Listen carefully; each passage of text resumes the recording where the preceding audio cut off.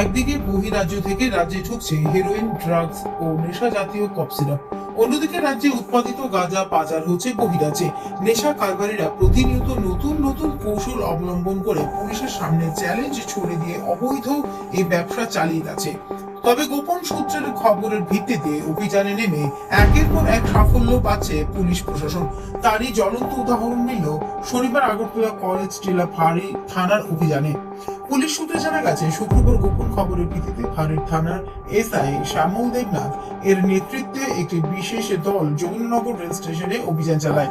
সেখানে সন্দেহজনকভাবে ঘোরাফেরা করা এক যুবককে আটক করে পুলিশ। পরে তার ব্যাগে তল্লাশি চালিয়ে উদ্ধার হয় প্রায় 4 কেজি শুকনো গাঁজা। এরপরই ওই যুবককে আটক করে থানায় নিয়ে যাওয়া হয়। পুলিশের প্রাথমিক অনুমান, উদ্ধার হওয়া গাঁজার বহিরাজ্যের পাচারের উদ্দেশ্যে নিয়ে যাওয়া হচ্ছিল। ধৃত যুবকের বিরুদ্ধে নির্দিষ্ট ধারায় মামলা রুজু করা হয়েছে।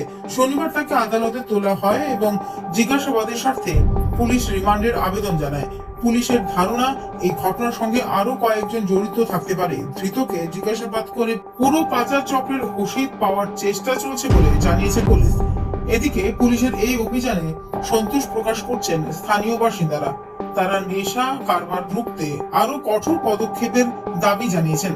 গতকালকে আমাদের কাছে একটা গোপন খবর আসে এবং সেই গোপন খবরের ভিত্তিতে আমাদের কলেজ টিলা ফাঁড়ির ওসি এসআই শ্যামল দেবনাথ ওদের টিম সহ যোগেন্দ্রনগর রেল স্টেশনে একটা রেড করে সেখান থেকে একজন লোককে আটক করা হয় এবং আটক করে ওর কাছে তল্লাশি করে ওর কাছে একটা ব্যাগ পাওয়া যায় এবং সেই ব্যাগের ভিতরে 4 কেজি গাঁজা পাওয়া যায়।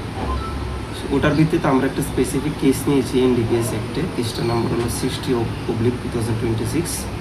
সেই কেসের তদন্ত চলছে এবং তদন্তের মধ্যে আমরা দেখছি যে গাঁজাটা কোথা থেকে এসেছিল এবং কোথায় যাবে, এবং ওই লোকটাকে আমরা অ্যারেস্ট করে আজকে কোর্টে ফরওয়ার্ড করেছি এবং ওকে কোর্টের কাছে রিমান্ডের জন্য আবেদন করা হয়েছে।